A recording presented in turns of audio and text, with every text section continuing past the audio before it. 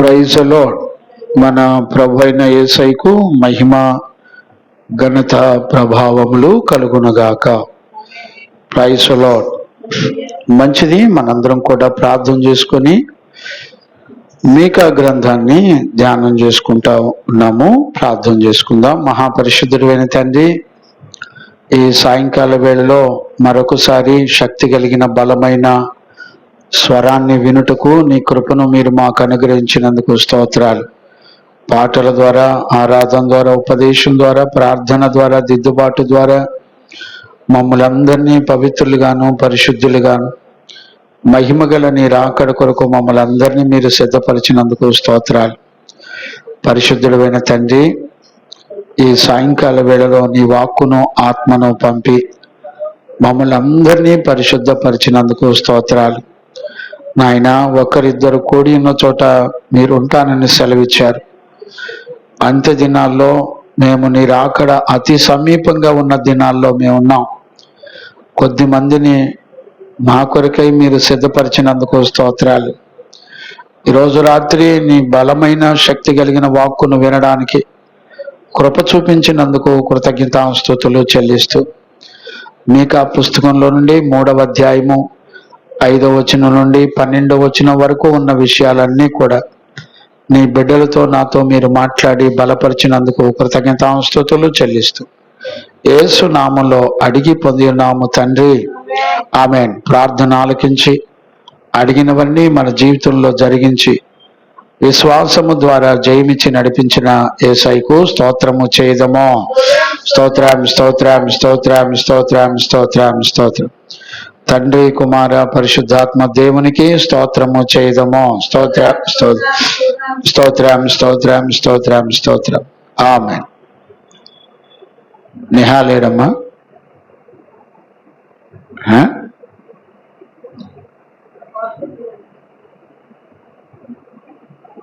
అవునా? ఒరే రైట్. చూడండి నాన్న, మనందరం కూడా మీకా గ్రంథంలో ఉన్న పరిశుద్ధ లేఖనాల్ని మనందరం కూడా ధ్యానం చేసుకుంటా ఉన్నాము. ఈ 3వ అధ్యాయంలో మొత్తం 12 వచనాలు ఉన్నాయి. ఈ 12 వచనాల్లో 3 భాగాలుగా విభజించడం జరిగింది. ఈ 3 భాగాలు చాలా చాలా శ్రేష్టమైన సంగతులు ఇందులో ఉన్నాయి. విశేషం ఏంటంటే, మనందరం దేవుని ప్రజలమే కదా అని అనుకుంటున్నాము. దేవుని ప్రజల విషయంలో ఆయన మనతో ఎలాగుంటాడో స్పష్టంగా ఈ మీకా గ్రంథం అంతా కూడా మనతో మాట్లాడుతూ ఉంటుంది. ఇందులో ప్రాముఖ్యంగా ఇశ్రాయేలు ప్రజలు 12 గోత్రాల వాళ్ళ ప్రజలు, యాకోబు సంతానం ఉన్నట్టుగా మనం చూస్తున్నాం. విశేషం ఏంటంటే, ఆయన ప్రజల్ని దేవుడు చూసి చూడనట్టుగా ఉంటాడు అనుకునేది చాలా చాలా ప్రమాదం.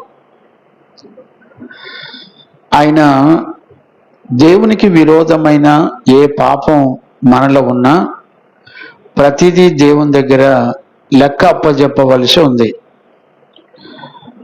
ఇక్కడ 3 రకాల గుంపులు ప్రజలు ఇక్కడ ఉన్నారు. వాళ్ళ గురించి 3వ అధ్యాయం మాట్లాడుతుంది. మొదటి గుంపు ఎవరంటే ఇశ్రాయేలీల్లో అధిపతులు, ప్రధానులు, న్యాయాధిపతులు. వీళ్ళ గురించి దేవుడు మాట్లాడుతూ ఉన్నాడు. రెండవ గుంపు ఎవరంటే ప్రవక్తలు 2వ గుంపులో ఉన్నారు. అలాగే 3వ గుంపు యాజకులు ఉన్నారు.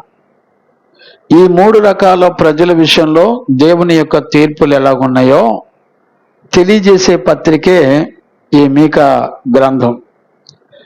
కనుక మన ఇశ్రాయేలు ప్రజలు, మన పితరులు, మన ముందు తరాలకు మాదిరిగా ఉన్నారు. వాళ్ళంతా కూడా క్రొత్త నిబంధన వారిని చూపించి మనకు బుద్ధి కలుగునట్లుగా ఈ విషయాలన్నీ మనకు చెప్పబడ్డాయని రాయబడ్డాయి. ఈ మీకా గ్రంథంలో అతి ప్రాముఖ్యమైనది ఏంటంటే, మీకా ప్రవక్త అతి ప్రాముఖ్యమైనటువంటి వ్యక్తి. ఇతడు దేవుని ప్రవక్తగా దేవుడు ఏ విషయాలైతే చెప్పాడో ఆ విషయాలే ప్రజలకు స్పష్టంగా ప్రకటించేటువంటి మంచి ప్రవక్తగా మనం చూడవచ్చు. అంతేకాకుండా ఈ ప్రజలందరి మధ్యలో మీకా దేవుడు ఏది చెప్పాడో అది స్పష్టంగా జరిగిస్తాడని నమ్మినటువంటి వ్యక్తి. నమ్మిన ప్రకారంగా దేవుడు ఏదైతే వారి మీదకి రప్పించబోతున్నాడో ఆ విషయం కొరకై మీకా ఎలుగెత్తి ఏడ్చినట్లుగా మనం చూడొచ్చు. మనం 1వ అధ్యాయము 8వ వచనంలో రాస్తాడు, దిగంబరినై నక్క అరుచున్నట్లుగా అరుచుచున్నాను, నిప్పు కోడి మూలుగునట్లు మూలుగుచున్నాను అని అంటాడు. ఎందుకు ప్రవక్త మూలుగుతున్నాడు అనంటే, ప్రవక్త దేవుడు ఏది చెప్పాడో అది జరుగుతుందని నమ్మాడు. నిజమైన ప్రవక్త, నిజమైనటువంటి దేవుని మాటను నమ్మినటువంటి విశ్వాసులు కానివ్వండి, అధికారులు కానివ్వండి, అధిపతులు కానివ్వండి, ప్రవక్తలు కానివ్వండి, యాజకులు కానివ్వండి, వీళ్ళందరిలో సత్య సంబంధమైన వాళ్ళు దేవుని మాటను నమ్ముతారు. గమనించారా?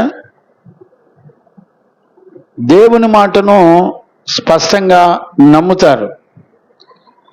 నమ్మనటువంటి వాళ్ళ విషయంలో వాళ్ళు ఏం పాపం చేశారు, వాళ్ళు పాపానికి వచ్చేటువంటి శిక్ష ఏంటి, ఎవరెవరు ఎన్ని రకాల గుంపులు ప్రజలు దేవునికి విరోధంగా లేచారు, ఇవన్నీ కూడా చెప్పబడ్డాయి.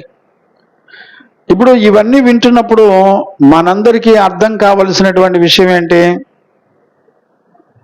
చాలా మందికి గ్రహింపు రాదు. దేవునికి మహిమ కలుగునగాక, ప్రైజ్ ది లార్డ్.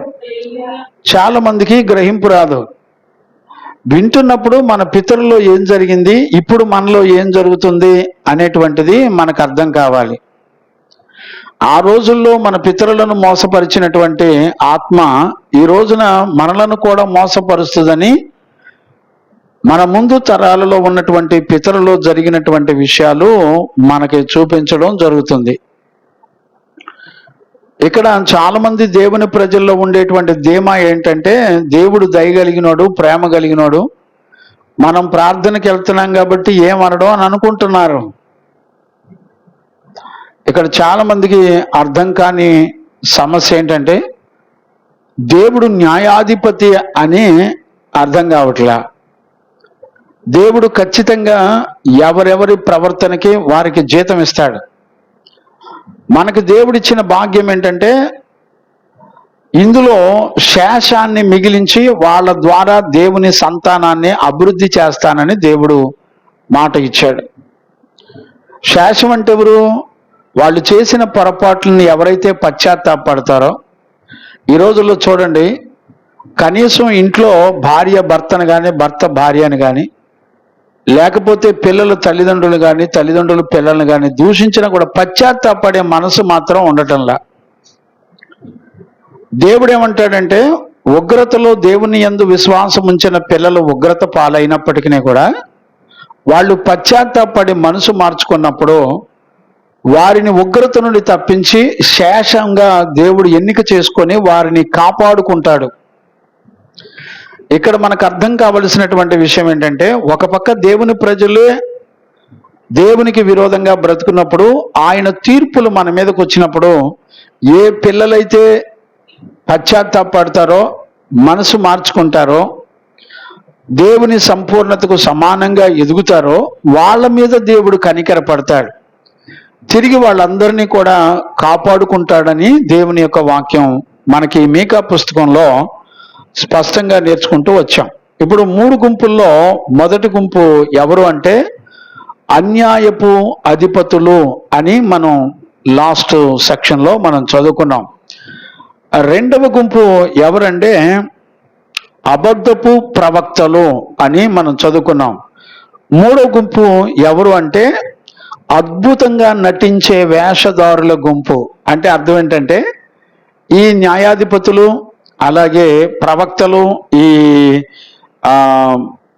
యాజకులు, వీళ్ళ నలుగురు ప్రజలు, వీళ్ళు 4 గుంపులు కలిపి దేవుడు జడ్జిమెంట్ చేస్తున్నటువంటి విషయాలు, వీళ్ళ నటన గురించి, వేషధారణ గురించి మాట్లాడుతున్నటువంటి విషయాలు ఉన్నాయి.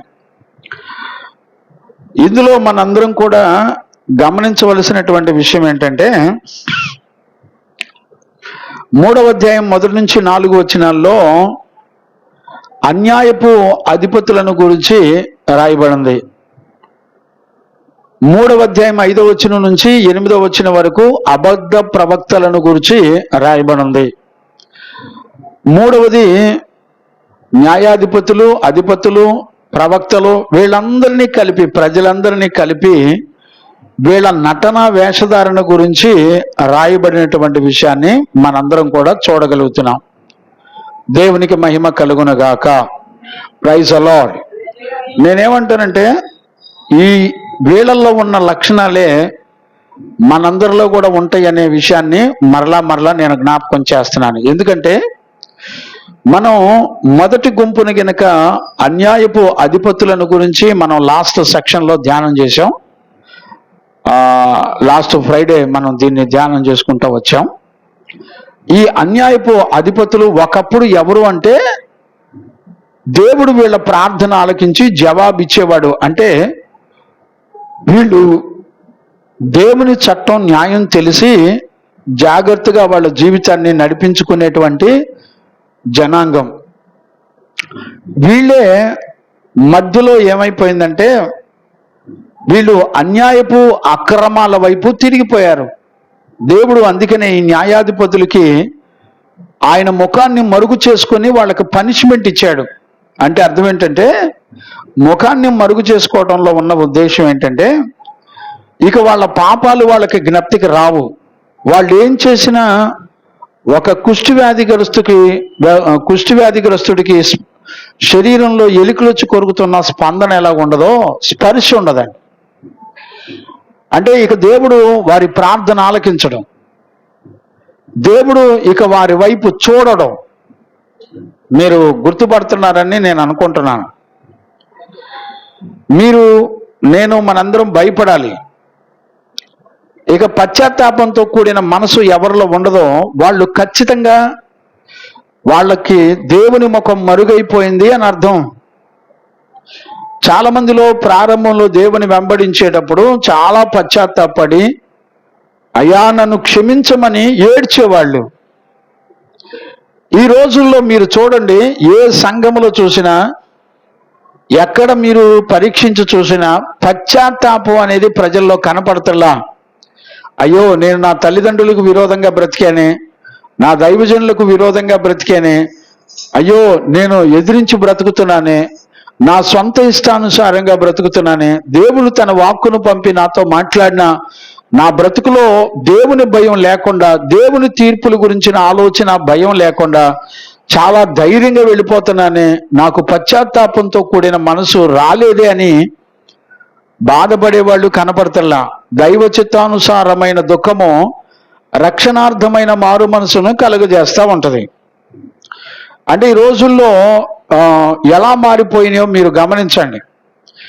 మనిషికి దేవుని సన్నిధి దూరం అయిపోయినా వారికి ఏమాత్రం దిగులు చింత ఉండట్లా. వాళ్ళ హృదయ వాంఛంతా ఎలా ఎదురు చూస్తారంటే దేవుడు ఏదైనా అద్భుతం చేసి నాకు ఒక కారు కొని పెడితే బాగుండు, దేవుడు ఏదైనా అద్భుతం చేసి నాకు ఒక బైక్ కొని పెడితే బాగుండు, లేదంటే ఏదైనా అద్భుతం చేసి మా పిల్లలకి మంచి ఉద్యోగాలు వస్తే బాగుండు, ఏదైనా అద్భుతం చేసి మా పిల్లలకి ఎర్రతోలు భర్త దొరికితే బాగుండు, ఒక 10 కోట్ల ఆస్తి కలిగినోడు దొరికితే బాగుండు అనే విధంగా ఎదురు చూస్తున్నారు. దాని కొరకే ప్రార్థనలు కూడా చేస్తున్నారు. ఒక దైవజనుడిగా నేనేమని జ్ఞాపకం చేస్తున్నానంటే మన పితరులను మోసపరిచిన ఆత్మ నేటి దినాలలో మనలను కూడా, అంత్య దినాల్లో సంఘాలను కూడా మోసం చేస్తున్నాడు. ఈ రోజున మన పితరుల్లో జరుగుతున్నటువంటి విషయాలే మనలో కూడా జరుగుతున్నాయి. ఆలోచించేవాడు ఎవడు లేడు, అంతకన్నా చూసి భయపడేవాడు ఎవడో లేడు. ఇప్పుడు విషయం ఏంటో చెప్పనా, దురద చెవులు వచ్చేసినాయి. ఎందుకంటే శరీరం అంతా కూడా ఒక మత్తుతో ఉంటుందండి, మత్తుతో నిండిపోయి ఉంటుంది. తిండి, ఐకిక విచారాలు, తన స్వనీతిని జరిగించుకోవటం, నెరవేర్చుకోవడం. నేను ఒక విషయం చెప్పనా, వాక్యాన్ని విడిచిపెట్టి మన స్వనీతి మీద ఆధారపడి బ్రతికేవన్నీ కూడా రేపొద్దున తీర్పులో దేవుని దగ్గర లెక్క చెప్పాలి. ఏ మనుషుడు కూడా దేవుని తీర్పులోంచి తప్పించుకోలేరు. ఈ రోజున ఏ హృదయం మనలను మోసం చేస్తుందో ఆ హృదయంలోకి దేవుని యొక్క వాక్యానికి చోటిచ్చే ప్రజలు లేరండి. చోటిచ్చే ప్రజలు లేరు. ఇప్పుడు నిహాల్ చూడండి, చక్కగా వెళ్ళిపోయాడు బాత్రూమ్ పేరు చెప్పి. భయం ఉండదండి. ఇట్లాంటి విషయాల్లో భయభక్తులు చెప్పుకునేవాడు ఎవడు ఉండడు నాకు తెలిసినంత వరకు.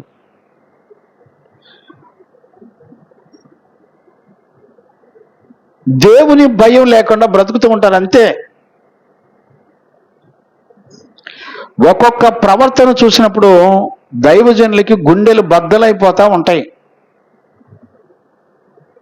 భయం, దేవుని ఎదుట భయపడాల్సి వస్తూ ఉంటుంది. ఇప్పటికీ మా గుండెల్లో ఉన్న ఏడుపు ఏంటో తెలిసిన, పసితనం నుంచి పరిశుద్ధుల పాదాల దగ్గర మా తల్లిదండ్రులు ఎందుకు పెంచలేకపోయారని ఏడుస్తూ ఉంటా. ఈ లోకం మీదకి దేవుని యొక్క తీర్పులు స్పష్టంగా జరుగుతున్నాయి, భయపడుతుల్లా. ఇక్కడ విశేషం ఏంటంటే, మనం ఈ 2వ సెక్షన్లోకి వస్తున్నాం. ఇందులో 3 భాగాలు. మొదటి భాగంలో న్యాయాధిపతులు, అధిపతులు ఉన్నారు, నాయకులు ఉన్నారు. వీళ్ళు చేసిన తప్పుకి దేవుడు ఏం చేస్తున్నాడంటే ముఖాన్ని మరుగుపరుచుకున్నాడు. ఇప్పుడు 2వ గుంపు ఎవరంటే ప్రవక్తలు. వీళ్ళకి అబద్ధ ప్రవక్తలు అనేటువంటి విషయాన్ని మనందరం కూడా గుర్తుపెట్టుకోవాలి. నేనేమంటానంటే సత్యము వర్సెస్ అబద్ధము.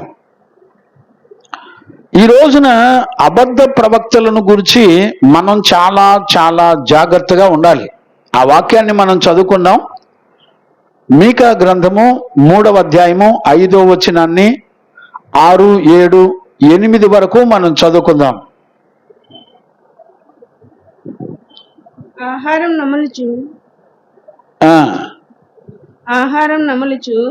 సౌండ్ రావట్లేదమ్మా. ఆహారము నములుచు సమాధానమని ప్రకటించువారును ఒకడు తన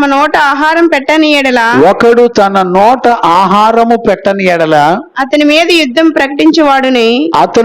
యుద్ధము ప్రకటించువాడునై నా జనులను పొరపెట్టు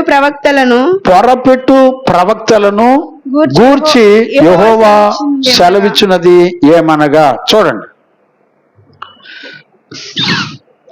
5వ వచనం చాలా జాగ్రత్తగా అర్థం చేసుకోండి. దేవునికి మహిమ కలుగునగాక.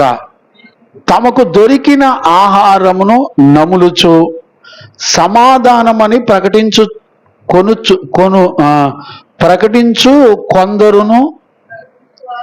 ప్రకటించువారును ఒకడు తన నోట ఆహారము పెట్టిన ఎడల అతని మీద యుద్ధము ప్రకటించువారునై నా జనులు పొరపెట్టు ప్రవక్తలను గురించి యెహోవా సెలవిస్తున్నాడు. ఇప్పుడు దేవుని న్యాయాధిపతి, ఇటు అధిపతులను కానివ్వండి, న్యాయాధిపతులను కానివ్వండి, ప్రవక్తలను కూడా దేవుడు ఎన్నడూ కూడా విడిచిపెట్టడో. మరి ఎంతవరకు గుర్తుంటుందో అర్థం చేసుకుంటారో నాకు తెలియదు. ఈ మాటకి అర్థం ఏంటి? ఈ మాటని ఎలా అర్థం చేసుకుంటారు చెప్పండి? తమకు దొరికిన ఆహారమును నములుచు సమాధానమని ప్రకటించువారును అని రాయబడి. అంటే అర్థం ఏంటి? ఇసాక్ అంటే అర్థం ఏంటి చెప్తావా? మీరు చెప్తారమ్మా? షైనమ్మా చెప్తారా? సమాధానం అని ప్రకటిస్తూ ఉంటారంట. వాళ్ళు ఏం చేస్తారంటే దొరికిన ఆహారాన్ని నమిలి తింటూ ఉంటారంట. తిన్న తర్వాత ఏమో సమాధానం అని ప్రకటిస్తారంట. ఒకవేళ ఆహారం గనక పెట్టకపోతే, ఒకడు తన నోట ఆహారము పెట్టని ఎడల అతని మీద యుద్ధము ప్రకటించువారై ఉన్నారు. ఇప్పుడు చెప్పండి, తిండి పెడితేనేమో నీకు సమాధానం కలుగుద్ది, డోంట్ వరీ అని అంటారు. ఒకవేళ తమ నోటికి తిండి పెట్టకపోతే, చూడండి నోరు అని రాశాడు, గమనించారా? తిండి పెట్టకపోతే ఏమంటారంట? మీలో యుద్ధాలు జరుగుతాయి అంటాడంట. అంటే అర్థం ఏంటి? దేవుడు మిమ్మల్ని ఏం కనికరించడమ్మా, మీ మీ మీద దేవుని కోపం ఉంది, దేవుడు మీ మీద కోపగించుకుంటున్నాడు, మీ మీద ఉగ్రత దిగి వస్తుంది అని అంటారు. ఇప్పుడు చూడండి, ఇలాంటి ప్రవక్తలని మనం ఎప్పుడు ఎలా గుర్తుపట్టాలి చెప్పండి? దేవుడు ఏమంటాడంటే, ఇలాంటి అబద్ధ ప్రవక్తలని ఖండిస్తూ ఉంటారు. వీరేం చేస్తారంటే, దేవుని యొక్క సందేశాన్ని లేకపోతే ఆయన యొక్క మాటని వక్రీకరించి ప్రజలకు చెప్తా ఉంటారు. ఎందుకు చెప్తారంటే, తమ సొంత ప్రయోజనాల కొరకు ప్రవచనాలు చెబుతూ డబ్బుల కొరకు, ఆహారం కొరకు సమాధానం ఉంటుంది అని చెప్తారు. ఒకవేళ మీరు డబ్బులు గనక ఇవ్వలేదనుకోండి, సరిగ్గా ఆహారం గనక పెట్టలేదనుకోండి, దేవుడు మీతో లేడండి, మీ ఇంట్లో పెద్ద యుద్ధాలు జరుగుతాయి, మీరు నష్టపోతారని చెప్తూ ఉంటారు. ఇప్పుడు నేనేమని అడుగుతున్నానంటే, యాక్చువల్గా ప్రవక్తల పని ఏంటి? ప్రవక్తల పని ఏంటంటే, దేవుడు ఏది చెప్పాడో అది తీసుకొచ్చి ప్రజలకు చెప్పాలి. ఇది అతని డ్యూటీ. ఇప్పుడు వీళ్ళు ఏం చేస్తున్నారంటే, స్వార్థానికి మలచబడుతున్నారు. ఇప్పుడు నేను ఒక ప్రశ్న అడుగుతున్నాను. ఇప్పుడు వీళ్ళు తిండికి డబ్బుకి ఎందుకు దేవుని మాటని వక్రీకరించి ప్రకటిస్తున్నారు? రీజన్ ఏంటి చెప్పండి? రీజన్ ఏంటి చెప్పండి? ఇప్పుడు చూడండి, ప్రజలకు రక్షణ, మారు మనసు ఉన్నా లేకపోయినా, పాపక్షమాపణ ఉన్నా లేకపోయినా, వీళ్ళు పండగలకి, ఆచారాలకి, వండుకొని తినటానికి వీళ్ళ బ్రెయిన్ బాగా పనిచేస్తుంది. ఇప్పుడు చూడండి, సంఘాల్లో ఎక్కడ చూసినా పెళ్లి రోజులు, పుట్టినరోజులు, దినాలు, సంవత్సరకాలు, జ్ఞాపకార్థాలు. ఇప్పుడేంటి, ఆ మందిరాల్లో సేవకుల్ని సన్మానించటం అనే మాటకు అర్థం కూడా తెలియదండి. బైబిల్ నిర్వచనం తెలీదు. సన్మానించడం అంటే దండలేసి పండులు ఇచ్చి దాన్ని ఏమంటాం, శాలువాలు కప్పటం అనుకుంటున్నారు. ఏం చెబుతాం? నెక్స్ట్ తిమోతి పత్రికలో మనం చూసి నేర్చుకోబోతున్నాం. నెక్స్ట్ క్లాసులో మనం తిమోతి పత్రికలో నేర్చుకోబోతున్నాం. దేవునికి మహిమ కలుగునగాక. Praise the Lord. ఈరోజు ఒక్కసారి మనందరం కూడా ఆలోచించవలసినటువంటి అవసరం ఉంది. మీకు ఒక విషయం చెప్పనా? 1 యోహాను పత్రిక ఆదివారం పూట ధ్యానం చేసుకుంటున్నాం కదా, మీరు ఇంటికి వెళ్ళిన తర్వాత చదువుకొని సిద్ధపడండి. ఒకసారి నేను చదివిస్తాను చూడండి. 1 యోహాను పత్రిక 4వ అధ్యాయము 1, 2, 3 వచనాల వరకు చదువునానా. మొత్తం 6 వచనాలు ఉంటాయి. 6 అక్కర్లేదులే, 2, 3 వచనాలు చదవండి, చూద్దాం. మీకు ఒక నడకను చూపిస్తాను. ప్రియులారా, అనేకులైన అబద్ధ ప్రవక్తలు లోకంలోనికి బయలు వెళ్ళి ఉన్నారు గనుక ప్రతి ఆత్మను నమ్మక. ఇప్పుడు చూడండి, ప్రతి ఆత్మను నమ్మక ఆయా ఆత్మలు దేవుని సంబంధమైనవో కావో పరీక్షించండి. ఎవరు పరీక్షించాలి? సంఘానికి వెళ్ళే సంఘ పిల్లలు, బెరయా సంఘస్థులు లాగా పరీక్షించాలి. వీళ్ళు చెప్పే వాక్యాలు వాక్యానుసారమైనయా కాదా, ప్రతిదీ కూడా పరీక్షించాలి. నీకు సిలువ శిక్ష.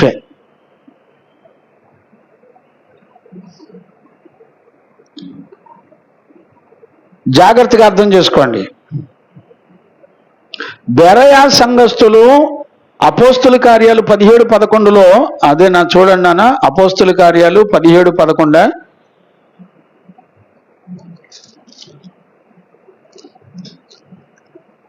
మీరు తెస్సలోనికలో ఉన్న వారందరికంటే అందరికంటే కనులై ఉండిరి కనుక మౌత్ దగ్గర పెట్టుకున్నానా కొంచెం. మీరు ఆ. తెస్సలోనికలో ఉన్న వారికంటే ఆ. కనులై ఉండిరి కనుక ఆ. ఆసక్తితో ఆ. వాక్యమును అంగీకరించి ఆసక్తితో వాక్యమును అంగీకరించి పౌలును శీలయును ఆ, చెప్పిన సంగతులు అలాగున్నవో లేవో పౌలును శీలను చెప్పిన సంగతులు అలాగున్నవో లేదో అని ప్రతి దినమా లేకపోతే ఎప్పుడన్నా ఒకసారి ప్రతి దినము ఉపదేశం చెప్తున్నప్పుడు బైబిల్ తీసి అసలు వీళ్ళు చెప్పేది కరెక్టా కాదా, కథలు ఏరుకొని చెప్తున్నారా, ఏం చెప్తున్నారని ప్రతిది కూడా బెరయా సంఘస్థులు ప్రతి దినము పరీక్షించి చూసుకునేవాళ్ళు. ఇప్పుడు 1 యోహాను పత్రిక 4వ అధ్యాయంలో ఏమని రాయబడింది? ఆయా ఆత్మలు దేవుని సంబంధమైనయో కావో, నీకు వాక్యం చెప్పే పాస్టర్లు సంఘ సేవకులు అసలు దేవుని సంబంధమైన వాళ్ళ కాదా అనేది మనమంట పరీక్షించి మనమే తెలుసుకోవాలంటే సంఘానికి ఏ దమ్ము ఉండాలంటే అసలు వీళ్ళు వాక్యానుసారంగా సేవకులేనా కాదా అనే సంగతి గుర్తుపట్టాలి. ఆ మాట మళ్ళొకసారి చదువునానా 1 యోహాను పత్రికలో. ప్రియులారా, అనేకులైన అబద్ధ ప్రవక్తలు లోకంలోనికి బయలు వెళ్ళి ఉన్నారు కనుక ప్రతి ఆత్మను నమ్మక. ఇప్పుడు మీరు ప్రతి ఆత్మను నమ్మకుండా ఆయా ఆత్మలు దేవుని సంబంధమైనవో కావో పరీక్షించుడి. ఎవరు పరీక్షించాలి? సంఘస్థులు పరీక్షించాలి వాక్యానుసారంగా. అంటే సంఘస్థులంతా కూడా వారి ఆత్మలను రక్షించే కాపరి వాక్యానుసారమైన వాడా కాదా అని చాలా చాలా జాగ్రత్తగా పరీక్షిస్తూ ఉండాలి. అనుదినము వాక్యం అనే అర్థంలో పరీక్షగా చూసుకోవాలి. ఉన్నారండి? ఎవడో ఒకడు వాక్యం చెప్తే ఆడు పాస్టరే, పనికి మాలిన సంత. ఎవడ పడితే వాడు ఉద్యోగం చేసేవాడు, పెన్షన్లు తీసుకొని బతికేవాడు, ఎవడ పడితే వాడు పాస్టర్లు కాదు. సంఘం మీద ఆస్తులు సంపాదించుకొని ఆస్తులు కూడగట్టుకొని ఒళ్ళు కొవ్వెక్కి తిరుగుతున్నటువంటి వాళ్ళు సేవకులు కాదు. ఆ దినాన బెరయా సంఘం అపోస్తులు ప్రకటించిన లేఖనాలు అలాగున్నవో లేదో ప్రతిరోజు పరీక్షించేవాళ్ళు. అసలు వీళ్ళు దేవునాత్మ సంబంధులా కాదా? ఈ రోజున మనకుందండి బాధ్యత. ఎవడో ఒకడు వాక్యం చెప్పే ప్రతి ఓడు మనకు పాస్టరే. ప్రార్థన చేద్దాం రమ్మని పిలిచే ప్రతి ఒక్కడు పాస్టరే, పాస్టరమ్మే. భయం లేదు, భక్తి లేదు.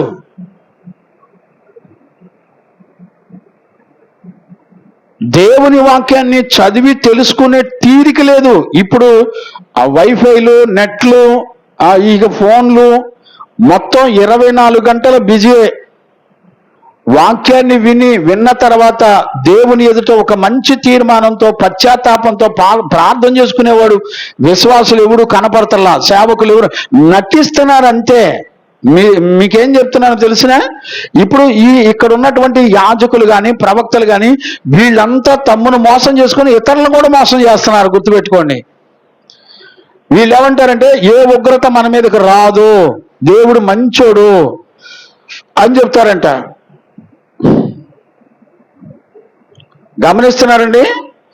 ఈ ప్రవక్తలు దేవుని సత్యమును గురించి మాట్లాడకుండా తమకు లాభం కోసం ప్రజలను తప్పుతో పట్టిస్తూ దేవునికి విరోధంగా దేవునికి అసహ్యమైనటువంటి కార్యాలు చేస్తూ బ్రతుకుతున్నారు ఈ ప్రవక్తలు. మీరు చూడండి, ఇర్మియా పుస్తకంలో నేను ఒక మాట జ్ఞాపకం చేస్తాను. 23వ అధ్యాయము 16-17 వచనాలు చదువుకుందాం. ఇర్మియా పుస్తకము 23వ అధ్యాయము 16-17 వచనాలు చదువుకుందాం. కావున సైన్యములకు అధిపతియగు యెహోవా ఈ ప్రవక్తలను గూర్చి సెలవిచ్చినదేమనగా యెరూషలేము ప్రవక్తల అపవిత్రత. చూసారా? యెరూషలేము యొక్క ప్రవక్తల అపవిత్రత. చూడండి, ప్రవక్తలలో కూడా అపవిత్రత ఉంటాయి. ఏ రోజైనా సంఘము వాక్యం అనే అర్థంలో చూస్తే దొరుకుతారు ఎవడైనా. మీకు వాక్యంలో ఏం చెప్తుందో అనవసరం. ఎవడో ఒకడు నిలబడి నీకు తియ్యటి మాటలు చెప్పి మిమ్మల్ని ఆకర్షించుకోవడానికి లేనిపోయిన గారడి విద్యలు చేస్తే సంతోషపడతారు. చదువునానా, ఇశ్రాయేలు ప్రవక్తలు యెరూషలేము ప్రవక్తల అపవిత్రత దేశమంతటా వ్యాపించెను గనుక. ఇప్పుడు చూడండి, ఆ ప్రవక్తల అపవిత్రత అంట దేశం మొత్తం వ్యాపించిందంట. అంటే వీళ్ళు ఏం చేస్తారు, నీతిమంతులైన ప్రవక్తలను కూడా చంపుకుంటూ వీళ్ళు నామకార్థ సంఘాల వాళ్ళు దేశం మొత్తం విస్తరిస్తారు. ప్రవక్త అంటే ఏంటి? భవిష్యత్తులో జరగబోయే సంగతులు చెప్పేవాడే ప్రవక్త. దేవుడు ఏది చెబితే అది చెప్పాలి. వీడేం చేస్తున్నాడు, తిండి పెట్టినోడికేమో సమాధానం అని చెప్తున్నాడు, తిండి పెట్టనోడికేమో మీకు శ్రమలు ఉంటాయి, యుద్ధాలు ఉంటాయి అని చెప్తున్నాడు. ఇది వీడి సేవ. ఎలాంటి వాళ్ళ అపవిత్రత అంట ఇది దేవుని దృష్టికి అపవిత్రమైంది అని రాయబడింది. ఇప్పుడు ఎలాంటి అపవిత్రుల దగ్గరికి వెళ్ళి కూర్చొని వాక్యం వింటున్నారో పరీక్షించుకునేవాడు ఎవడు లేడు. భయం లేదండి. దేవుని వాక్యములో రాయబడిన సంగతులు వినటానికి తీరిక లేదు, గ్రహించుకోవడానికి తీరిక లేదు. మరి ఏం చేస్తారు? శుభ్రంగా తిని పడుకోవడమే. ఒక దైవజనుడు ఎంత ప్రసవేదన పడతాడో, మీకా ప్రవక్త ఇశ్రాయేలీయుల అధిపతులను, ఉన్నతమైన అధికారులను, న్యాయాధిపతులను, ఈ అబద్ధ ప్రవక్తలను, అబద్ధ యాజకులను వీళ్ళందరిని నిలబెట్టి దేవుడు ఏది చెప్పమంటే చెప్పాడండి. మీకా ప్రవక్తకు ఉన్నటువంటి దమ్మేంటో తెలిసినా, యెహోవా ఆత్మ చేత నడిపించబడినవాడు, తీర్పు తీర్చే శక్తితో నడిపించబడినవాడు, ధైర్యము చేత నడిపించబడినవాడు. అర్థమైందండి? ఎవడి పాపాన్నైనా ఉన్నది ఉన్నట్టుగా ప్రకటించినటువంటి వాడు. 4 కార్యాలు, 4 సంపూర్ణమైన లక్షణాలు ఉన్నాయి ఒక ప్రవక్తకి, మీకా ప్రవక్తకి. ఒక దైవజనుడు ఎలాగుంటాడో తెలిసిన, ధైర్యంగా వాళ్ళ తప్పులు, వాడు కలెక్టర్ అవ్వచ్చు, వాడు కోటేశ్వరుడు అవ్వచ్చు, సంఘంలో పెద్దవాడైతే అవ్వచ్చు, ఎవడైనా సరే వాడు చేసిన వాక్యానికి భిన్నమైన, దేవునికి విరోధమైన ప్రవర్తన వాళ్ళు ఉంటే ఖచ్చితంగా ఖండించి తీరుతాడు. ఎందుకని అంటే దేవుని ఆత్మచేత నడిపించబడేవాడు. ఇక్కడ మీకా పుస్తకం 3వ అధ్యాయం 8వ వచనంలో, నేనైతే యాకోబు సంతతికి తమ దోషమును, ఇశ్రాయేలులకు తమ పాపమును కనపరుచుటకై యెహోవా ఆత్మావేశముతో బలముతోను తీర్పు తీర్చు ధైర్యముతోను నింపబడిన వాడనే ఉన్నాను.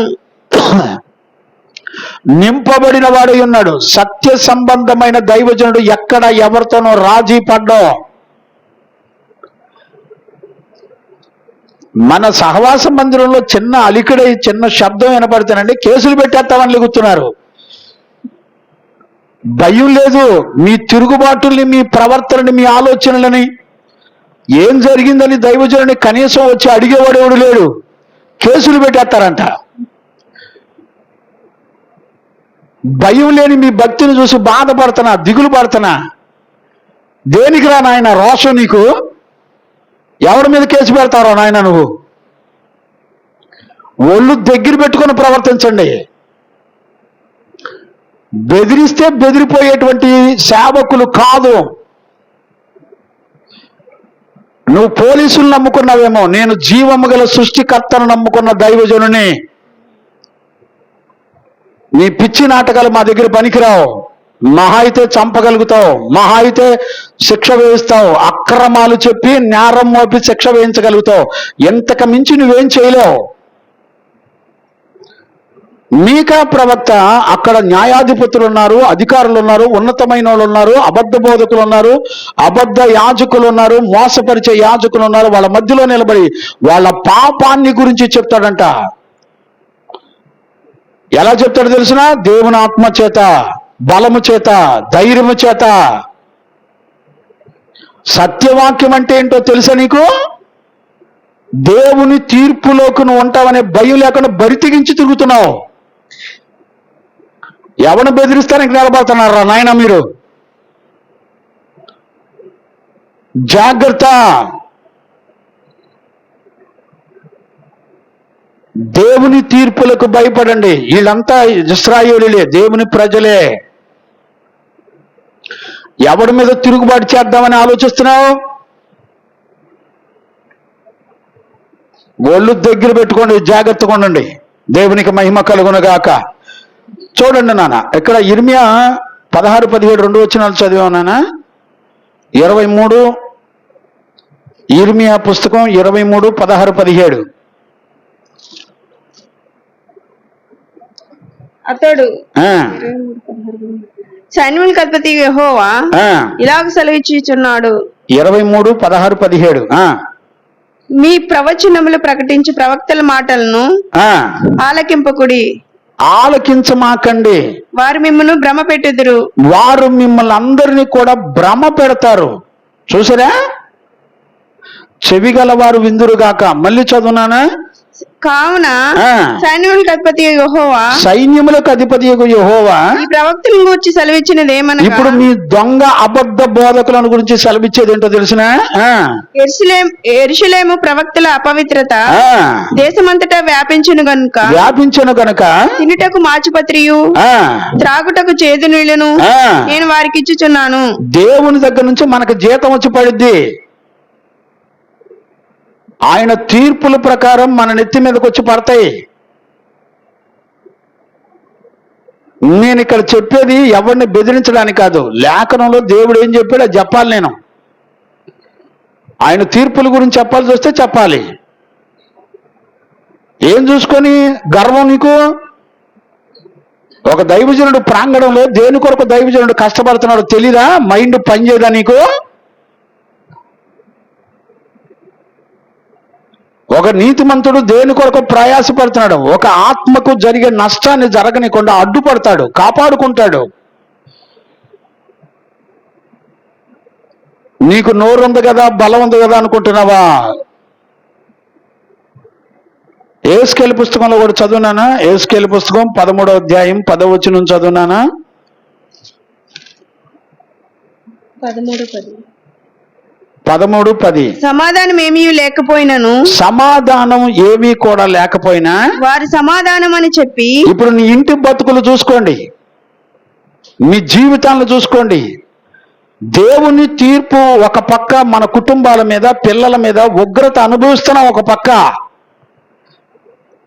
కానీ వాళ్ళు బయటికి ఏం చెప్పుకుంటారంటే మేమంతా బాగున్నాం, మేమంతా సూపర్గా ఉన్నాం, సమాధానం సమాధానం అని చెప్తారంట ప్రవక్తలు, అబద్ధ ప్రవక్తలు, అబద్ధ బోధకులు. ఏమి లేదు, మేమంతా సమాధానంగా ఉన్నాం, సూపర్. మీ బోధకులు మీకు చెప్పే అబద్ధపు మాటల గురించి భయపడండి. నీతిమంతుడు ఎప్పుడు ధైర్యంగా మీ తప్పును ఖండించి చెప్తాడు, బుద్ధి చెబుతాడు, దాచిపెట్టుకోలేడు. దేవుడు ఏది చెప్తే అది చెప్తాడు. దేవుడు తప్పు అంటే నేను తప్పు అనాలి, దేవుడు రైట్ అంటే నేను కూడా రైట్ అనాలి.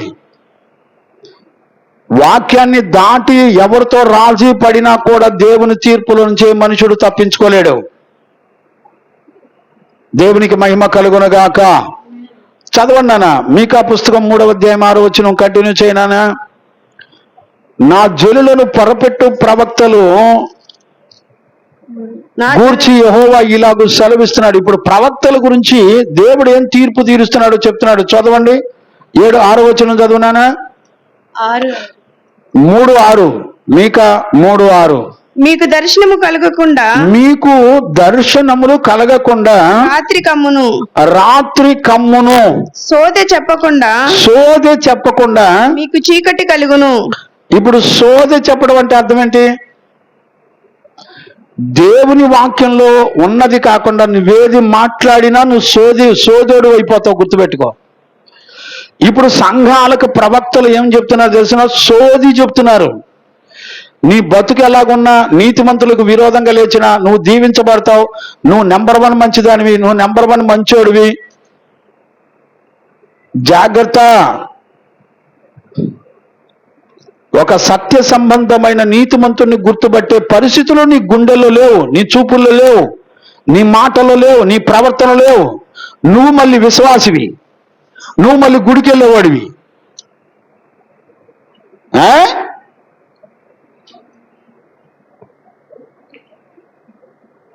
అబద్ధ ప్రవక్తలకు శిక్షను గురించి మాట్లాడుతున్నాడు. ఏంటి దేవుడు వేసే శిక్ష? మీకు దర్శనము కలగకుండా, అంటే దేవుడు ఇప్పుడు వాళ్ళను దర్శించడం. మొదటి సమూయేలు పుస్తకంలో సమూయేలు ఉన్న దినాల్లో యెహోవా వాక్యము అరుదుగా ప్రత్యక్షమయ్యేదట. చాలా అరుదుగా. 3వ అధ్యాయం మొదటి వచనంలో ఉంటుంది. మొదటి సమూయేలులో దేవుని వాక్కు చాలా అరుదుగా ప్రత్యక్షమయ్యేదని రాయబడింది. బాలుడైన సమూయేలు ఏలి ఎదుట యెహోవాకు పరిచర్య చేయుచుండెను. ఆ దినముల్లో యెహోవాకు ప్రత్యక్షమగుట అరుదు. చూసారా? ఆ దినముల్లో దేవుని యొక్క వాక్యం ప్రత్యక్షం అవటం అరుదు. ప్రత్యక్షము తరచుగా తటస్థించుట లేదు. గమనించారా? నీకు దేవుని యొక్క వాక్యం ఏం మాట్లాడుతుందో నీకు తెలీదు.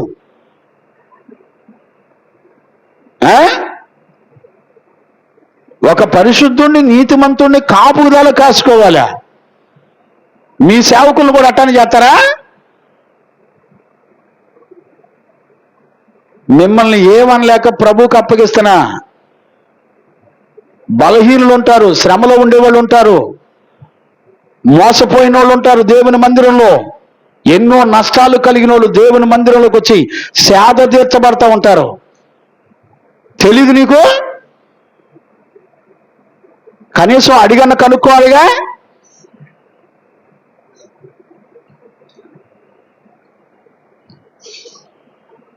చూడండి, ఆమోసు పుస్తకంలో 8వ అధ్యాయం 11, 12 వచనాలు చదువునానా? ఆమోసు పుస్తకం 8వ అధ్యాయము 11, 12 వచనాలు చదవన్నానా? రాబోయే దినముల యందు దేశములో నేను క్షామమును పుట్టిస్తాను. అది అన్నపానములు లేకపోవటం వల్ల కలుగు క్షామము కాక, అన్నపానములు లేకపోవుట చేత కలుగు క్షామము కాక యెహోవా మాటను వినకపోవుట వలన కలుగు క్షామముగా ఉండును. గమనించారా? కరువు వచ్చి పడిపోద్ది. యెహోవా వాక్యం దొరికే సమయంలోనే సరిగ్గా విని అర్థం చేసుకొని దేవుని మాటకు భయపడి బ్రతకండి. మీ సంఘంలో కాపరి దగ్గర ఏదైనా శ్రమ కలిగిన పిల్లలుంటే ఎట్టానే ప్రవర్తిస్తారా? పోయి కేసులు పెడతానంటారా? మిమ్మల్ని దేవుడు చూసుకుంటాడు. జాగ్రత్త. ఒంటరిగా ఉన్నాననే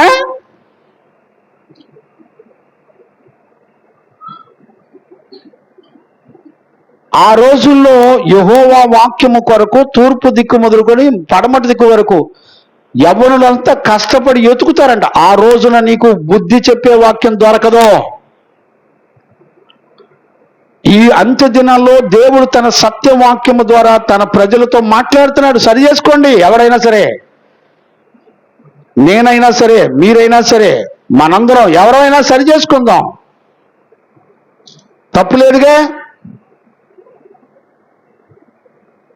దేవునికి మహిమ కలుగునగాక. దేవుడు అంటాడు, మీకు ఇక దర్శనాలు ఉండవు, రాత్రి కమ్ముద్ది, మీరు సోది చెప్పుకొని చీకట్లో బ్రతుకుతారు. ఇట్టి ప్రవక్తలకు సూర్యుడు ఇక ఉండడు, అస్తమించిపోతాడు, పగల చీకటిగా ఉంటుంది. చూడండి ఎంత దారుణంగా ఉంటుందండి. పట్టపగల వాళ్ళకి చీకటిగానే ఉంటుంది. ఇక వాళ్ళ జీవితంలో ఉదయించే సూర్యుడు కనపడ్డం అంటే అర్థం ఏంటి? వాళ్ళ మాటలకి దేవుని మాటకి సంబంధాలు ఉండవు. వెలుగుకి చీకటికి ఎంత తేడా ఉంటుందో అంత తేడా ఉంటుంది. వీడు చెప్పుకుంటాడు కానీ ఎవడి బ్రతుకులు మారవు. సంఘములో ఎవడి బ్రతుకుల్లో మారు మనసు ఉండదు. వాక్యం చెప్పి ఖండించి బుద్ధి చెప్పే నీతిమంతులకు విరోధంగా లేచి వాళ్ళను చంపడానికి తిరుగుతూ ఉంటారు. వీళ్ళ బతుకంటే అంతే. ఇక వీళ్ళ రోషం నీతిమంతులైన దైవజనులకు విరోధంగా పోరాడుతూ ఉంటారు. దానికి చూపిస్తూ ఉంటారు వీళ్ళ తెలివితేటలో. పోలీసులకు భయపడే అంత జీవితం మాది. జాగ్రత్తగా ఉండండి. దేవుని ఉగ్రత ఎంత స్పష్టంగా చెప్తున్నాడు. వాళ్ళకి ఇక దర్శనాలు ఉండవు. ఇక వాళ్ళ పని ఎంత సోది చెప్పుకున్నా వాళ్ళ ముఖం తెల్లబోద్దంట. ఎందుకంటే వాళ్ళు చెప్పింది జరగదు. ఇక దేవుడు వాళ్ళకు తోడు ఉండడు. మీరు గుర్తుపెట్టుకోండి. 8వ వచనం చదువునానా, 7వ వచనం చదువునానా. అప్పుడు అప్పుడు దీర్ఘదర్శకులు సిగ్గునందుదురు, సోదగాండ్రు తెల్లబోతారు. దేవుడు తనకు ప్రత్యక్షమీయకుండుట చూచి నోరు మూసుకొని మౌనంగా కూర్చుంటాడు. ఇంకా మాట్లాడడానికి ఏముంటది? నోరు మూసుకొని మౌనంగా కూర్చోవడం తప్ప ఇంకా మాట్లాడడానికి ఏముండదు. వాక్యానికి ఎదురాడి వచ్చి నిలబడే దమ్ము ఇక ఉండదాడికి. వాక్యం చెప్పిన తర్వాత ఎవడు మాట్లాడతాడు? గమనించండి. దేవునికి మహిమ కలుగునుగాక. 8వ వచనంలో చక్కగా దైవజనుడైనటువంటి నీతిమంతుడైనటువంటి దైవజనుడు ఎంత స్పష్టంగా చెప్తాడో చూడండి. నేనైతే మీకా ప్రవక్త చెప్తున్నాడు, నేనైతే యాకోబు సంతతిని వారికి తమ దోషములను ఇశ్రాయేలీయుల యొక్క తమ పాపములను కనపరచుటకై యెహోవా ఆత్మావేశముతో బలముతోను తీర్పు తీర్చు శక్తితోను ధైర్యముతోను. ఏమండి, దైవజనుడికి తీర్పు తీర్చే శక్తి ఉందా? ఉంటది. హెచ్చరిక చేసే శక్తి ఉంటుందా? ఉంటది. దైవజనుడు అంటే నీ కాళ్ళ కింద దాసోహం అయిపోయాడు అనుకున్నావా, లేకపోతే నువ్వు బెదిరిస్తే బెదిరిపోయాడు అనుకున్నావా?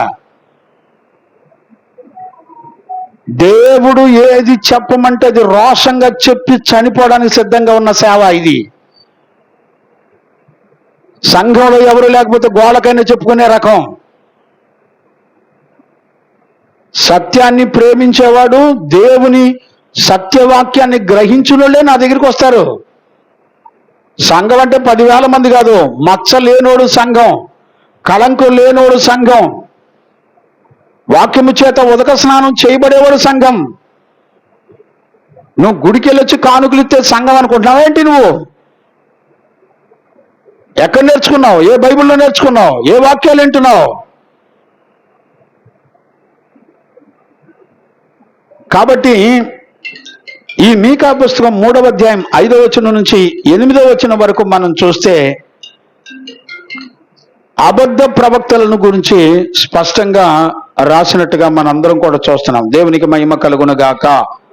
మీరు కావాలంటే ఇంకొక మాట కూడా నేను చదివిస్తాను, చూడండి. జకర్యా పుస్తకం 13, 4, 5 వచనాలు కూడా చదువుకోవచ్చు. జకర్యా పుస్తకం 13వ అధ్యాయము 4, 5 వచనాలు కూడా చదువుకోవచ్చు. నా దేవుడైన యెహోవా సెలవిచ్చినది ఏమనగా, యెహోవా సెలవిచ్చినది ఏమనగా, వధకు ఏర్పడిన గొర్రెల మందము మేపుము. మొదట వధకు తేబడిన గొర్రె వధకు ఏర్పడిన గొర్రెల మందను మేపుము. 13, 4, 5 వచనాలు బిడ్డ. ఆ దినమున రైట్. ఆ దినమున తాము పలికిన ప్రవచనములను బట్టి తాము పలికిన ప్రవచనములను బట్టి తమకు కలిగిన దర్శనములను బట్టి తమకు కలిగినటువంటి దర్శనములను బట్టి ప్రవక్తలు సిగ్గుపడి ఇకను మోసపుచ్చకూడదని గొంగలి ధరించుట మానివేయుదురు. ఇంకా మోసపుచ్చకూడదని గొంగలి ధరించుట మానివేయుదు. గొంగలి ధరించుట మానివేయును. వాడు నేను ప్రవక్తను కాను, బాల్యముననే నన్ను కొనిన యొక్కని యొద్ద సేద్యపు పని చేయవాడినై ఉన్నానను. నీ చేతులకు గాయములేమని వారు అడగగా వాడు, ఇవి నన్ను ప్రేమించిన వారి ఇంట నేనుండగా. చాలే, ఇక్కడ ప్రవచనాలు ఉన్నాయి లేదు దాని కింద.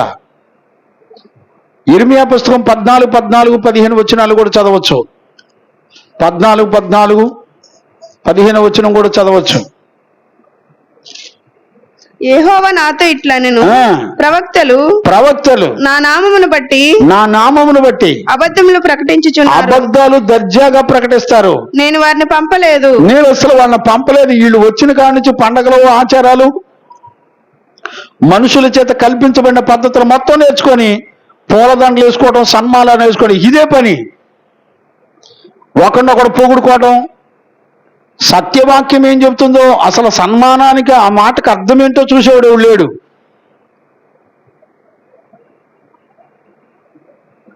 దేవునికి మహిమ కలుగునుగాక. ఇక్కడి వరకు మనం అబద్ధ ప్రవక్తలను గురించి మనం చూసుకుంటూ వచ్చాం.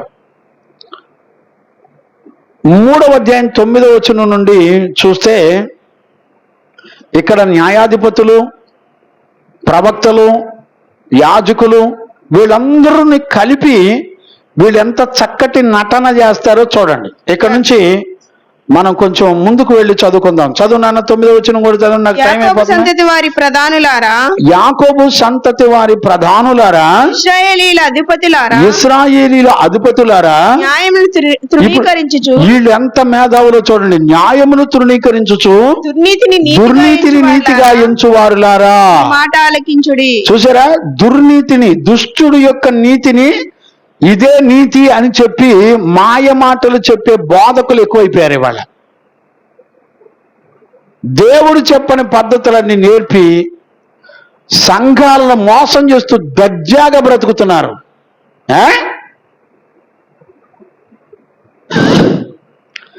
చదువు నాన్న, చదువు, నేను ఆగటానికి టైం లేదు, నేను ఇబ్బంది పడుతున్నాను. నరహత్య చేయుట చేత సియోనును మీరు కట్టుదురు. ఇప్పుడు చూడండి, వీళ్ళు మేధావులు ఎంత అద్భుతమైన మేధావులు. హత్యలు చేసి సియోనును కడతారంట. దుష్టత్వము జరిగించుట చేత యెరూషలేమును మీరు కట్టుదురు. జనుల ప్రధానులు అంటే వీళ్ళంతా ఏం చేస్తారో తెలిసిన, అక్రమం చేసి మోసం చేసి ఇళ్ళు, బిల్డింగ్లు, ఆస్తులు సంపాదించుకుంటూ బతుకుతారు. పేరేమంటారంటే ఆనంద నిలయం అని బోర్డు పెడతారు బయట. ఇంట్లో మాత్రం అంత అపవిత్రత ఉంటుంది, బయట బోర్డు మాత్రం ఆనంద నిలయం అని పెడతారు. ఇది ప్రభు నిలయం అని పెడతారు. మళ్ళీ ఇది దేవుని ఇల్లు అని పెడతారు. వీళ్ళు సంపాదించిందంతా, కట్టిందంతా అక్రమం, మోసం, అన్యాయం చేసి కడతారు. తల్లిదండ్రుల ఉద్యోగాలను సంపాదించుకోవడానికి పిల్లలు ఒకవేళ గవర్నమెంట్ ఉద్యోగాలు అయితే ఒక 5 సంవత్సరాలు ఉన్నాం కనుక తల్లిదండ్రులు చంపేస్తే పిల్లలకు ఉద్యోగం వస్తుందని తల్లిదండ్రులు చంపేసి ఉద్యోగం తీసుకోవాలని ఆశపడిన ప్రబుద్ధులు లేరండి భూమండలం మీద.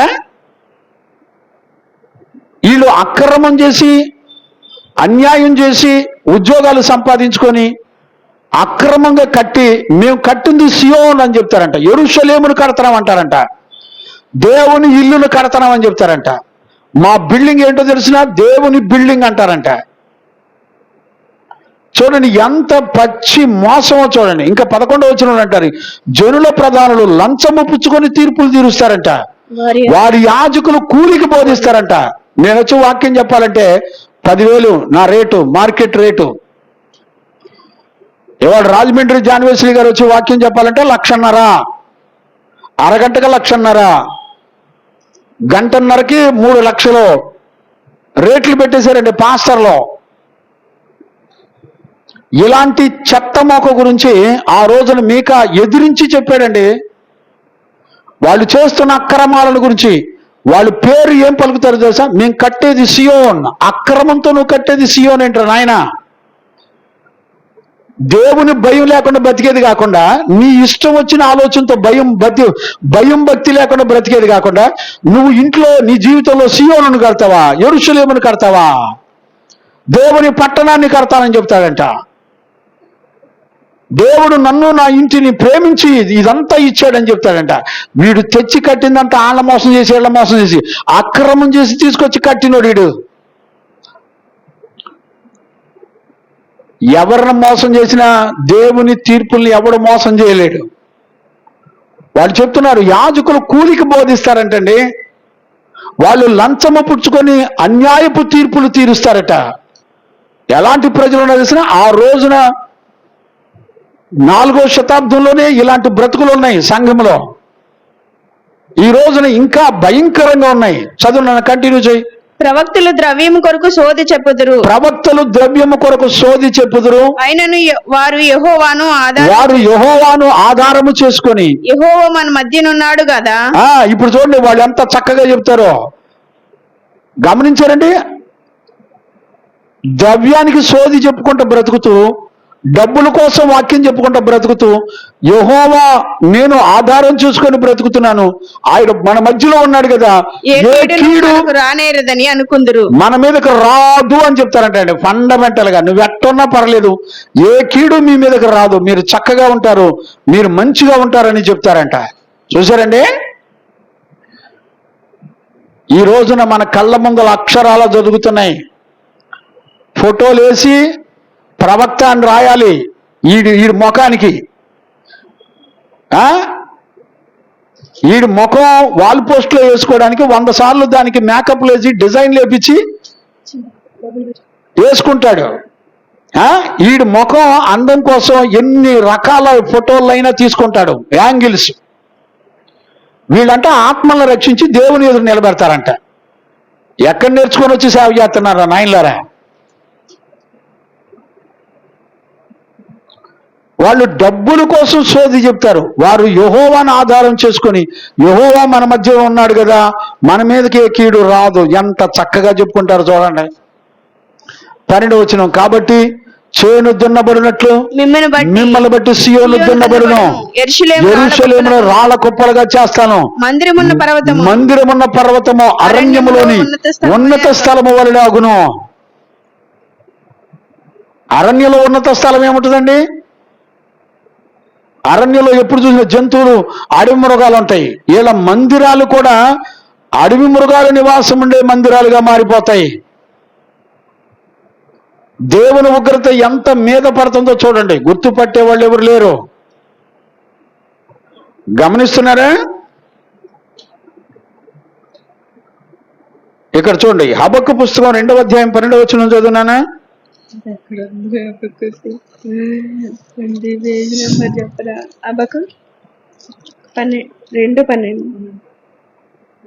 హబక్కు పుస్తకం 2వ అధ్యాయము.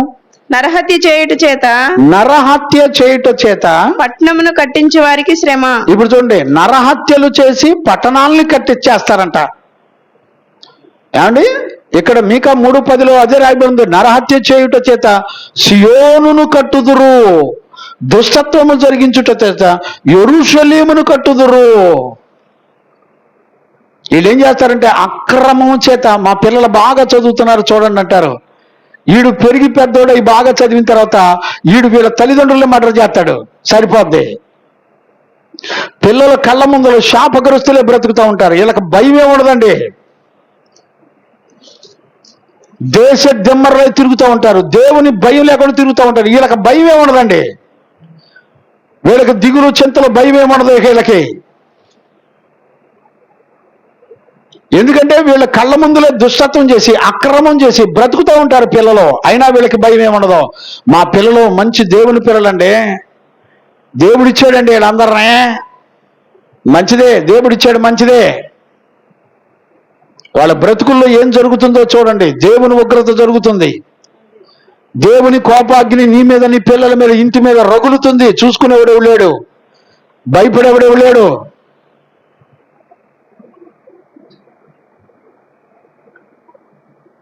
చదవండి నాన్న, యెషయా పుస్తకం 56వ అధ్యాయం కూడా చదవండి నాన్న. 56:9 నుంచి 12 వచనాల వరకు చదువుకోవచ్చు. 9 నుంచి, యెషయా పుస్తకం 56వ అధ్యాయం 9 నుంచి, పొలములోని సమస్త జంతువులారా, పొలములోని సమస్త జంతువులారా, అడవిలోని సమస్త మృగములారా, అడవిలోని సమస్త మృగములారా, భక్షించుటకు రండి. వారి కాపర్లు గుడ్డివారు, వీళ్ళ కాపర్లు మొత్తం కూడా గుడ్డోళ్ళు, వారందరూ తెలివి లేని వారు, వాళ్ళందరికీ తెలివి లేదు, వారందరూ మూగ కుక్కలు మొరగలేరు, వారందరూ కూడా మోగ కుక్కల వరే మొరగకుందురు. కలవరించుచు పండుకుని వారు నిద్రాసక్తులు, కలవరించి పడుకుంటా ఉంటారు, నిద్రాసక్తులు కలిగిన వారై ఉంటారు. కుక్కలు తిండికి ఆతృత పడినట్లు ఎంత తిననో ఉండదండి. రోజు పెళ్లి రోజు కోవటం, పుట్టినరోజు కోవటం, అంటే సంవత్సరక కోవటం, జ్ఞాపకార్థ కోవటం, రోజు ఇక పాస్టర్ గారి పని ఏంటంటే బిర్యానీలు తింటాం, కుక్కలకు మాంసం తృప్తి ఉండదండి, ఎంత తిన్న తృప్తి ఉండదండి. ఈ కాపర్లు అట్టివారే. మీ కాపరులందరూ కూడా అలాంటి వాళ్ళే. వారు దేనిని వివేచింపజాలరు. వాళ్ళు దేనిని కూడా వివేచింపజాలరు. వారందరూ తమకు ఇష్టమైన మార్గమున పోవుదురు. ఒకడు తప్పకుండా అందరూ స్వప్రయోజనమే విచారించుకుంటారు. ఒకడు తప్పకుండా తమ స్వప్రయోజనమునే విచారించుకుంటారు. వారిట్లందరూ నేను ద్రాక్షారసము తెప్పించేదను, నేను ద్రాక్షారసమును తెప్పించేదను, మనము మద్యమును నిండారునట్లుగా త్రాగుదాము రండి. నేడు జరుగునట్టు రేపు మరి లక్షణముగా, నేడు జరుగునట్లు మరి లక్షణముగా జరుగును. ప్రశాంతంగా జరిగించుకుందాం.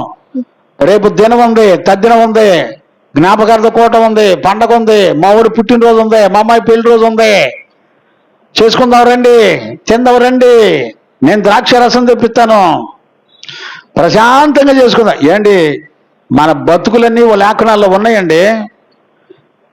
ఇవన్నీ ప్రతి రెఫరెన్స్లో ఉన్న సత్యాలే నేను చెప్పేవన్నీ. నాకెవరి మీద పగ కాదు, ద్వేషం కాదు, నాకేం అవసరం లేదు. వాక్యంలో ఉన్న విషయం చెప్పాల్సి వస్తే చెప్తాను అంతే. ఏమి లేదండి, కుక్కలు తిండికి ఆశపడినట్టు ఆశపడితే ఇక తిండి పనే. దేవుడు దీవించాడు, నీలో ఒక గర్వం చచ్చిందండి, చూపించు. గర్వం చచ్చిందని సాక్ష్యం చెప్పు. నీ నోట బూతులు చచ్చినాయని సాక్ష్యం చెప్పు.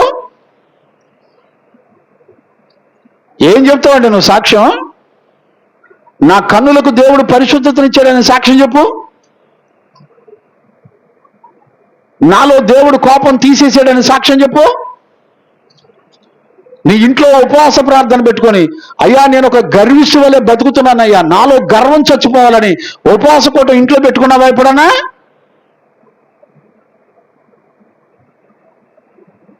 దేనికి వాడుకుంటున్నావు సేవకుణ్ణి? సంఘాల్లో దేనికి వాడుకోవాలి? అబద్ధం ఎలా జయించాలి ఎప్పుడైనా అడిగేవా నువ్వు, నీ పిల్లలు, నీ కుటుంబం?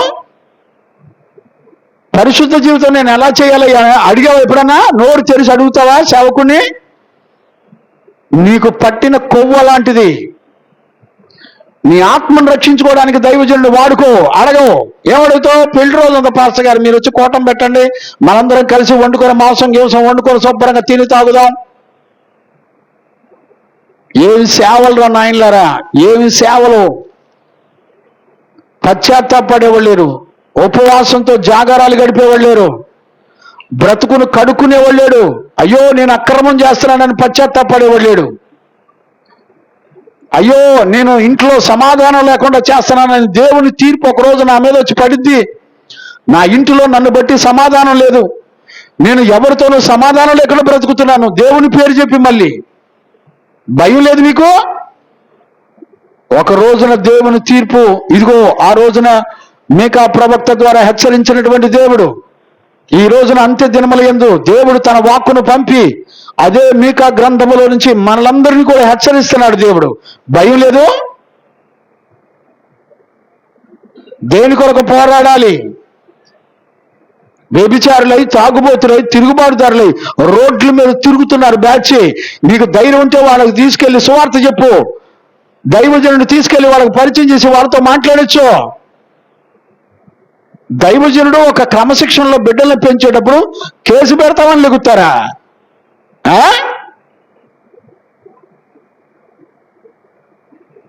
జాగ్రత్తగా ఉండండి. నేనేం పసిపిల్లని అనుకున్నారంటే బెదిరిస్తే బెదిరిపోవడానికి, ఉయ్యాలు ఊపితే ఊగటానికి. దేవునికి మహిమ కలుగునుగాక. ఈరోజు ఒక దైవజనుడిగా నేను చెప్తున్నానండి, ఏ మనుషులు దేవుని తీర్పులోంచి తప్పించుకునే ఛాన్స్ లేదు. ఈ రోజునైనా నేను దైవజనుడిగా చెప్తున్నా, మిగిలిన శాసాన్ని దేవుడు పశ్చాత్తాపడి కన్నీరు కార్చి, అయ్యా నా బ్రతుకులో నా మాటలను బట్టి బాధపడ్డారు సేవకులు, నా మాటలను బట్టి నా తల్లిదండ్రులు బాధపడ్డారు, నా కుటుంబం బాధపడింది, నా స్నేహితులు బాధపడ్డారు, నేను కఠినుడై ప్రవర్తించాను. పశ్చాత్తాపడే మనసుంటే నువ్వు ధన్యుడివే. దేవుడు నీ హృదయానికి సమాధానం ఇస్తే నువ్వు ధన్యుడివే. నీ అంతరంగం యేసు రక్తము చేత కడగబడి నిర్మలమైన మంచి మనస్సాక్షి కలిగి జీవిస్తే నువ్వు ధన్యుడివే. అలా లేకుండా భయంతో, దిగులుతో, టెన్షన్తో బ్రతికి ఎవరు దొరుకుతారా అని వాళ్ళ మీద నేరారోపణ మోపుతా నీతిమంతులకు విరోధంగా లేచి ఏదో చేద్దామని విర్రవేగొద్దు. జాగ్రత్తగా ఉండండి. ఈరోజు రాత్రి ఒక దైవజనుడిగా నేను మిమ్మల్ని అందరినీ బతిమలాడుకుంటున్నాను. నేను ఎవరికి విరోధిని కాదు, ఎవరు నాకు శత్రువులు కాదు. తెలీదు, జాగ్రత్తగా ఉండండి, తెలుసుకోండి, సరి చేసుకుందాం. ఒక నీతిమంతుడు ప్రయాస ఏంటో వాక్యంలో చూడు. శత్రువులతో పోరాడతాడు, వాయుమండలం శక్తులతో పోరాడతాడు, అపవిత్రతతో పోరాడతాడు, అన్యాయస్తులతో పోరాడతాడు, అక్రమస్తులతో పోరాడతారు, అబద్ధ బోధకులతో పోరాడతారు, మోసగాళ్లతో పోరాడతారు, అన్యాయస్తులతో పోరాడతారు. అన్ని రకాల పోరాటాలు ఉంటాయి నీతిమంతుడైన సేవకుడికి. మరి నీకే పోరాటాలు ఉన్నాయి? ఈరోజు ఒక దైవజనుడిగా మిమ్మల్ని బ్రతిమలాడుకుంటున్నాను. దేవుని తీర్పుల నుంచి ఏ మనుషుడు తప్పించుకోలేడు. ఈరోజు రాత్రి అయినా సరే మనం ఎక్కడ ఎవరితో విభేదాలు లేకుండా అందరితో సమాధానం కలుగునట్లుగా, మన మాటను బట్టి ప్రవర్తన బట్టి ఎవరినైనా బాధ పెడితే క్షమాపణ చెప్పి పశ్చాత్తాపడడం నేర్చుకుంటే మనంత ధన్యులు వాళ్ళే శాశ్వం అంటారు. దేవుని తీర్పులకు శిక్షలకు పోగా మిగిలిన వాళ్ళు దేవుని భయం చేత బ్రతికి పశ్చాత్తాపడి అయ్యా మేము పాపులమని ఒప్పుకున్న వాళ్ళని దేవుడు శాశ్వతంగా మిగిలిచి కాపాడి వారికి రక్షణ ఇచ్చి, మారు మనసు ఇచ్చి, పాపక్షమాపణ ఇచ్చి, పరిశుద్ధులుగా చేసి మహిమగల రాకడ కొరకు సిద్ధపరుస్తాడు. అలాంటి కృప ప్రభు మనందరికి అనుగ్రహించి కాపాడునుగాక. ప్రార్థన చేసుకుందాం. స్తోత్రం, స్తోత్రం, స్తోత్రం, స్తోత్రం. మహాపరిశుద్ధుడైన తండ్రి, ఈరోజు రాత్రి ఇటు ప్రవక్తలైనా, యాజకులైనా, నాయనా న్యాయాధిపతులైన, అధిపతులైనా ఎవ్వరు కూడా నీ న్యాయమైన తీర్పుల నుంచి తప్పించుకోలేరని ప్రభా 3వ అధ్యాయం నా దేవా 1 నుంచి 12 వచనాల్లో ఉన్న నీ తీర్పులను గురించి మీరు స్పష్టంగా మాతో మాట్లాడుతూ వచ్చారు. నా తండ్రి, నీ తీర్పులు దేవుని ప్రజల మీదే నీ తీర్పులు జరుగుతున్నాయని దేవుని యొక్క వాక్యం చెప్తుంది. నీకు భయపడడానికి కృప దయచేయండి. నీ నీతిని కలిగి బ్రతకడానికి కృప దయచేయండి.